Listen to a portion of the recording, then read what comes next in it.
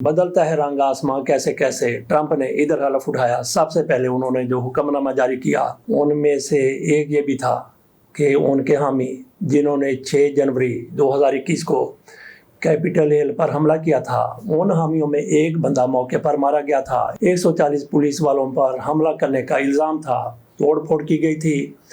اس جرم میں کئی لوگوں کو سزا سنائی گئی تھی۔ 1500 یہ لوگ تھے۔ ٹرمپ کی طرف سے سب کو آتے ہی معاف کر دیا گیا۔ اسی طرح سے ہم نے دیکھا کہ بھارت میں اندرا گاندھی کی رہائی کے لیے 1978 میں ایک جہاز اغوا کیا گیا تھا۔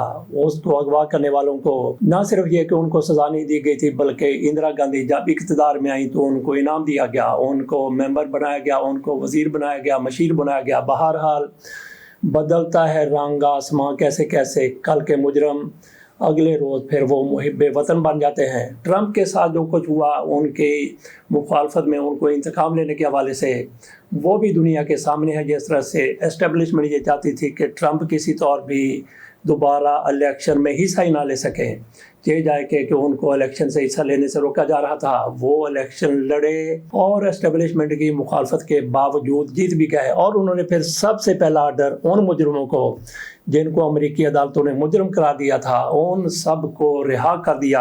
اب آ جاتے ہیں خان کی رہائی کی طرف۔ ایک نون لیگی سینیٹر کی طرف سے پیش گوئی کی گئی ہے کہ عمران خان کب رہا ہو جائیں گے، اور اس کے ساتھ ساتھ مسلم لیگ نون کے ان سینیٹر کی طرف سے یہ انکشاف بھی کیا گیا ہے کہ کس کو ٹرمپ کے اس ایونٹ میں شرکت کی دعوت ملی تھی جس میں انہوں نے حلف اٹھانا تھا۔ میں آپ کے سامنے رکھتا ہوں کہ سینیٹر صاحب کی طرف سے کیا کہا گیا، کون سینیٹر ہو سکتے ہیں۔ سنیے، ملاحظہ کیجئے مشاہد حسین سید اس حوالے سے کیا کہتے ہیں۔ یہ آپ کو کچھ معلومات یا تجزیہ کو خبریں تھی پہلے آئی کہ بلاول بھٹو زرداری صاحب کو دعوت نامہ گیا ہے؟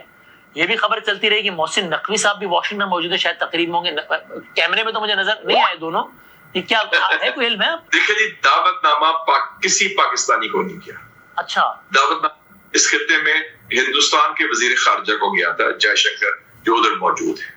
دعوت نامہ اور پریزیڈنٹ آف ارجنٹینا کو گیا ہے، پرائم منسٹر آف ہنگری کو گیا ہے، پرائم منسٹر آف اٹلی کو گیا ہے، اور جو یورپین اپوزیشن لیڈرز ہیں ان کو گیا ہے۔ دعوت نامے سے مطلب ہے official invitation، وہ کسی پاکستانی کو نہیں آئی۔ Be very clear on that۔ آپ کو لگتا ہے ابھی 2025 کا آغاز ہے، ڈونلڈ ٹرمپ امریکی صدر بن گئے ہیں، آپ کو لگتا ہے یہ سال عمران خان صاحب کی رہائی کا سال ہے سارے معاملات کو دیکھتے ہوئے؟ 2025 پاکستان میں تبدیلی کا سال ہے، ریکنسیلیشن کا سال ہے، اور عمران خان کی رہائی کا سال ہے۔ جی، تو مشاہد حسین سید صاحب کی طرف سے یہ پیش گوئی کر دی گئی مسلم لیگ نون کے یہ سینیٹر ہیں کہ عمران خان کی رہائی کا یہی سال ہے۔ مہینے بعد، 2 مہینے بعد، 3 مہینے بعد عمران خان کب رہا ہوتے ہیں اس کا انتظار کر لیجئے۔ تو باقی دعوت ناموں کی جہاں تک بات ہے تو یہ انکشاف ہو گیا کہ پاکستان میں کتنے زیادہ حلف برداری میں شرکت کے دعوت نامے آئے، کسی ایک کو بھی دعوت نامہ نہیں ملا۔ لیکن بلاول بھٹو زرداری یہاں سے یہ کہہ کے گئے، ان کی پارٹی کی طرف سے کہا گیا کہ ذاتی طور پر ٹرمپ نے ان کو دعوت نامہ دیا ہے۔ ایسا ہی محسن نقوی صاحب کے حوالے سے بھی کہا گیا۔ اگلی خبر کی طرف چلتے ہیں۔ نیب ملک ریاض کے پیچھے پیچھے دبئی بھی پہنچ گیا ہے۔ ملک ریاض نے اپنے وہاں پہ منصوبے پروجیکٹ شروع کیے ہیں، تو نیب کی طرف سے پاکستانی لوگوں کو یہ تنبیہ کی گئی ہے کہ ملک ریاض کے منصوبوں میں جو بھی بندہ سرمایہ کاری کرے گا، جو بھی بندہ حصہ لے گا، اس کی ساری انویسٹمنٹ کو منی لانڈرنگ قرار دیا جائے گا۔ تو اس طرح سے ملک ریاض کی روزی کے، حالانکہ اس کو روزی روٹی کا تو ان کو کوئی فکر نہیں ہے، بہرحال ایک کاروباری آدمی ہے، اس کے کاروبار کو ٹھپ کرنے کے لیے نیب کا دیکھ لیجئے کہاں تک جا پہنچی کہ وہاں پہ جو بندہ بھی پاکستانی سرمایہ کاری کرے گا اسے منی لانڈرنگ کے زمرے میں لا کے اسے پکڑ لیا جائے گا۔ اس کی سرمایہ کاری یوں سمجھ لے کے ڈوب گئی۔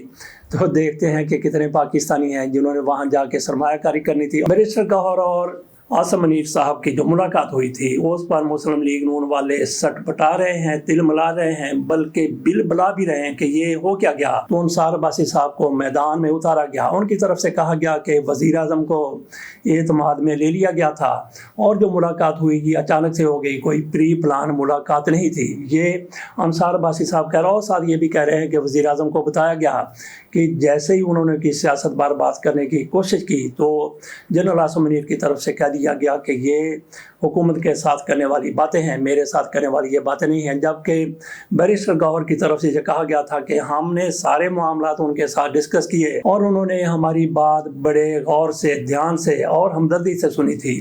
یہ بیرسٹر گوہر کی طرف سے کہا گیا، اور یہ بیان پہلے تو بیرسٹر گوہر کی طرف سے کہا گیا کہ میں نے ملاقات نہیں کی، لیکن عمران خان سے جب جیل میں کسی نے پوچھ لیا، عمران خان کیونکہ جھوٹ نہیں بولتے، یہ تحریک انصاف والے کہتے ہیں اور ان کو یقین ہے، ایمان ہے، تو عمران خان سے پوچھا گیا کہ بیرسٹر گوہر اور آرمی چیف کی ملاقات ہوئی ہے؟ انہوں نے کہا کہ ہاں ہوئی ہے، اور مجھے اس حوالے سے بریفنگ بھی دے دی گئی ہے۔ تو اس کے بعد پھر بیرسٹر گوہر کی طرف سے کہا گیا کہ ہاں ملاقات ہوئی ہے، بڑی اچھی ملاقات ہوئی اور اس میں زبردست پیش رفت بھی ہوئی ہے۔ بہرحال اس ملاقات کے بعد مسلم لیگ نون کے حلقوں میں بڑی بے چینی پائی جاتی تھی، اس کو تھوڑا سا دور کرنے کے لیے انصار عباسی کو اتارا گیا۔ کس نے اتارا؟ انہوں نے یا وہ خود ہی اتر گئے؟ لگتا ہے کہ وہ خود ہی اتر گئے ہوں۔ چلتے ہیں اگلی خبر کی طرف۔ مسلم لیگ نون اور پیپلز پارٹی کے نور ایک مرتبہ پھر لڑ پڑے ہیں۔ اب ان کی لڑائی ہوئی ہے پانی پر اور موٹر وے پر۔ کہیں یہ اکٹھے بیٹھے ہوئے تھے، عرفان صدیقی صاحب بھی تھے، نثار کھوڑو تھے، علیم خان بھی تھے اور دیگر لوگ بھی بیٹھے ہوئے تھے۔ شاید کسی ہوٹل میں بیٹھے ہوں گے یا کسی لابی میں بیٹھے ہوں گے، ہو سکتا ہے کہ بننے پر چل رہے ہوں، تو ان کے مابین ڈسکشن شروع ہو گئی۔ نورے لڑ پڑے۔ کیسے لڑ پڑے؟ ایک نے کہا کہ سندھ کے حصے کا پانی سندھ کو دیا جائے، دوسرے نے کہا کہ ٹھیک ہے، دوسرے نے کہا کہ پہلے ہی پانی کی تقسیم کا فارمولہ طے ہو چکا ہے تو اس میں مزید کچھ کرنے کی ضرورت نہیں ہے۔ اور اس کے ساتھ ساتھ نثار کھوڑو کی طرف سے کہا گیا کہ موٹر وے پاکستان میں بن رہے ہیں، لیکن سکر تک موٹر وے بنایا گیا، آگے موٹر وے حیدرآباد تک نہیں بنایا گیا۔ تو اس پر علیم خان صاحب کی طرف سے کہا گیا، وہ بھی اس گفتگو میں موجود تھے، انہوں نے کہا کہ جب آپ لوگوں کی حکومت تھی تو پھر آپ بھی یہ موٹر وے بنا لیتے۔ آخری خبر ہماری ہے جواد احمد صاحب کے حوالے سے۔ جواد احمد کا صرف کام پاکستان میں یہی ہے کہ عمران خان کو صبح دوپہر شام وہ کردار کشی کرتے ہیں، ان کو گالیاں دیتے ہیں۔ ان کی اہلیہ بجلی چوری کرتی پکڑی گئی، وہاں پہ بجلی کے محکمے والے پہنچ گئے، انہوں نے میٹر اتار لیا، انہوں نے اپنے خامد کو جواد احمد صاحب کو بلا لیا، وہ وہاں پہ لڑے جھگڑے اور انہوں نے میٹروں سے چھینا کٹا ہوا میٹر، کہا کہ کون ہوتے ہو، اور پھر اس پر کیس ہونا چاہیے تھا، شاید کیس ہوا بھی ہوگا، لیکن ان کے کام ٹنٹنو آ گیا۔ ٹنٹنو کیا ہوتا ہے وہ میں تھوڑا سا واقعہ آپ کو سناتا ہوں۔ گیدڑوں نے کہا، اکٹھے بیٹھے ہوئے تھے کہ آج خربوزے کھانے کو بڑا